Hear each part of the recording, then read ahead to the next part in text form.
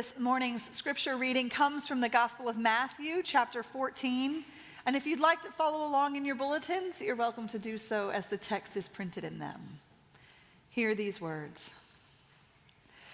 Now, when Jesus heard this, he withdrew from there in a boat to a deserted place by himself.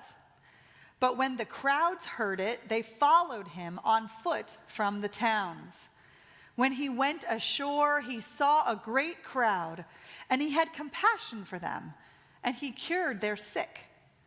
When it was evening, the disciples came to him and said, "This is a deserted place, and the hour is now late. Send the crowds away so that they may go into the villages and buy food for themselves." Jesus said to them, "They need not go away. You give them something to eat." They replied, "We have nothing here but 5 loaves and 2 fish." And Jesus said, "Bring them here to me." Then he ordered the crowds to sit down on the grass. Taking 5 loaves and the 2 fish, he looked up to heaven and blessed and broke the loaves and gave them to the disciples, and the disciples gave them to the crowds. And all ate and were filled. And they took up what was left over of the broken pieces, 12 baskets full, and those who ate were about 5,000, besides women and children. May God bless our modern hearing of this sacred story.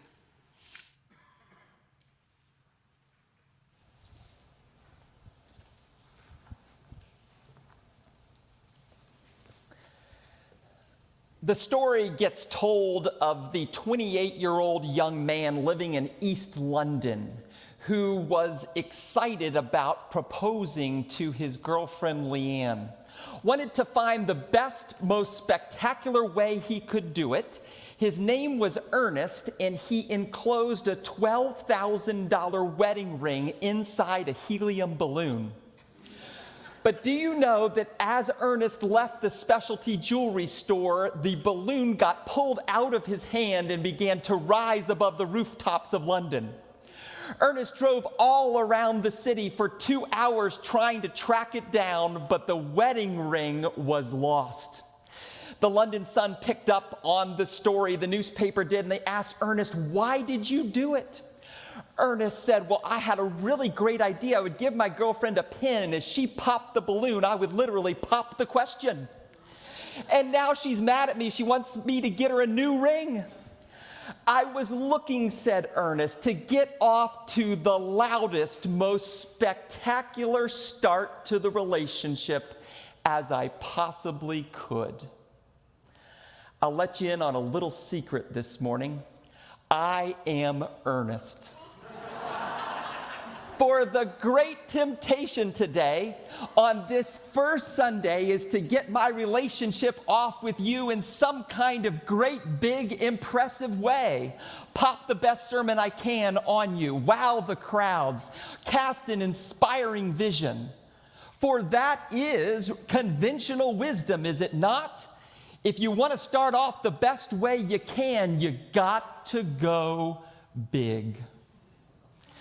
Some months ago, I recall sitting around a conference table with your pastoral search committee. A question, a rather juicy question, got asked to me.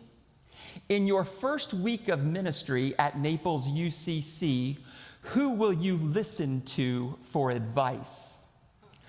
I responded back to the search committee with the answer of Jesus.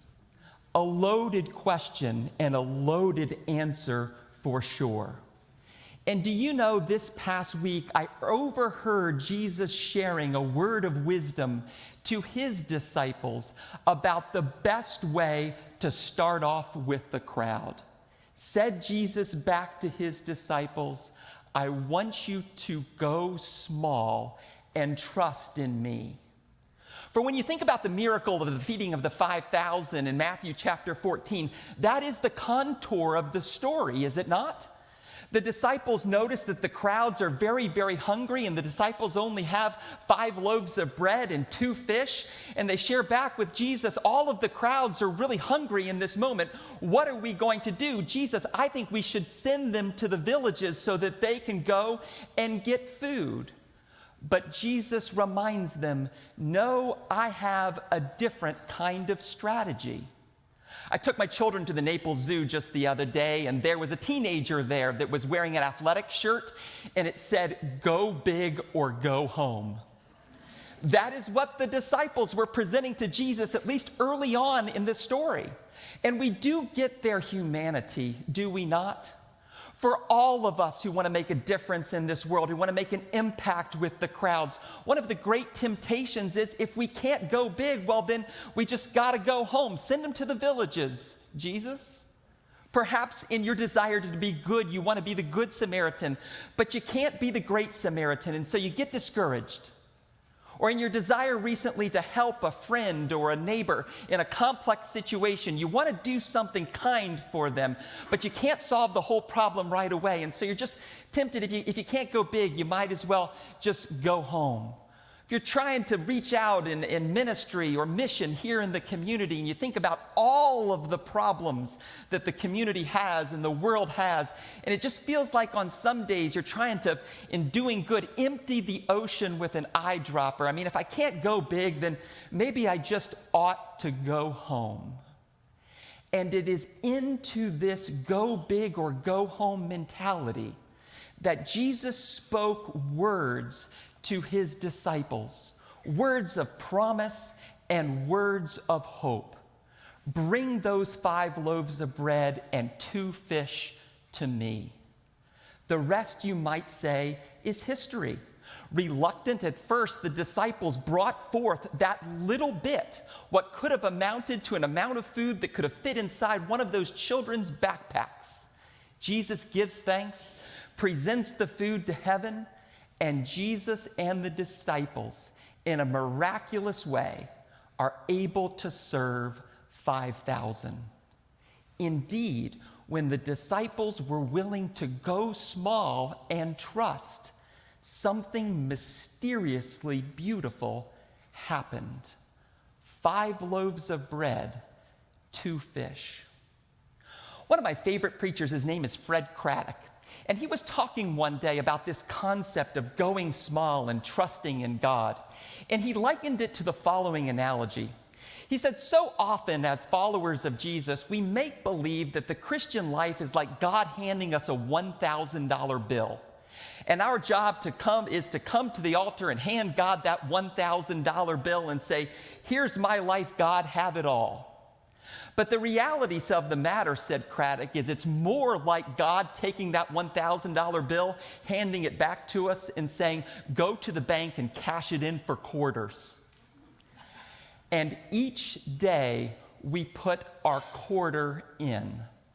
One prayer here, one kind action here, one can here, include one person here, one little piece of communion bread here, one gift here, one step to the church here. Faithfulness, said Craddock, happens 25 cents at a time. 5 loaves of bread, 2 fish. I recall a few months ago moving some of my personal belongings into the senior minister office here at Naples UCC. And my wife, Emily, was helping me with this task of getting my office set up. And we had a number of cardboard boxes that had yet to be unpacked. And I remembered, as sometimes happens, when I was in the spot, sharing with her all of my helium big ideas as to what it was that I wanted to do at Naples UCC. And I was going on and on and on and on, but she wasn't saying much. So I asked her, well, what do you think? Because she too made the top of that list for the search committee. And she just looked back at me, and I recall her saying, what do you say we start in a big way by unpacking a couple of boxes? 5 loaves of bread, 2 fish. If you came to worship this morning, looking for an impressive, helium-filled start to this relationship. I don't have that. But what I do have is an impressive God. A God who can take that which is small and multiply it. A God who can work wonders from our small efforts. A God who can maybe do more than what I can even imagine today. So what do you say we start by unpacking a couple of boxes together? What do you say we keep putting our quarter in faithfully, day after day? What do you say we go small and trust in what God can do? 5 loaves of bread, 2 fish.